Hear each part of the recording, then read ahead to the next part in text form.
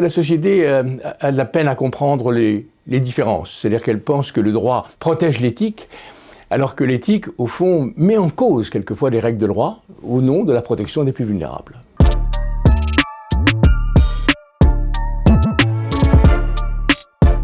Le droit décide, l'éthique interroge. Autrement dit, le droit tranche sur les situations qui lui paraissent justes. L'éthique, elle interroge et elle prend en compte les plus vulnérables.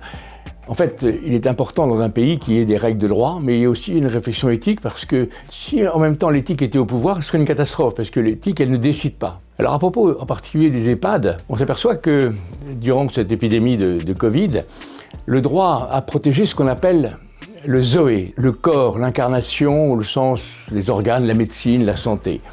Et le bios, c'est-à-dire, ça protège le corps au sens de la relation. C'est une sorte de vie au-delà de la vie.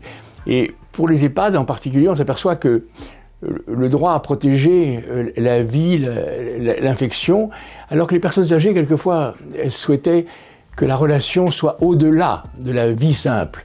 Et au fond, protéger la vie par le droit ne suffit pas. Et heureusement qu'une société prend en compte quelquefois l'éthique, c'est-à-dire la relation humaine.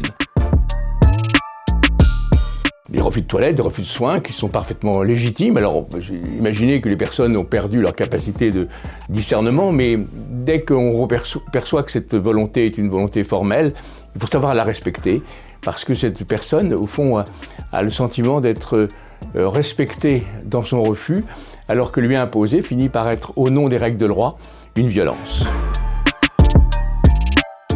La société a de la peine à comprendre les différences. C'est-à-dire qu'elle pense que le droit protège l'éthique, alors que l'éthique, au fond, met en cause quelquefois des règles de droit au nom de la protection des plus vulnérables. C'est fondamental d'avoir cette double regard. Pour une société, c'est d'avoir le regard juridique, parce qu'un pays qui n'aurait pas de loi, qui n'aurait pas de droit, serait une catastrophe, on le voit dans les pays totalitaires. Et un pays qui dirait à l'éthique d'être au pouvoir, ce serait aussi une catastrophe, puisque l'éthique n'est pas là pour décider, elle est là pour interroger.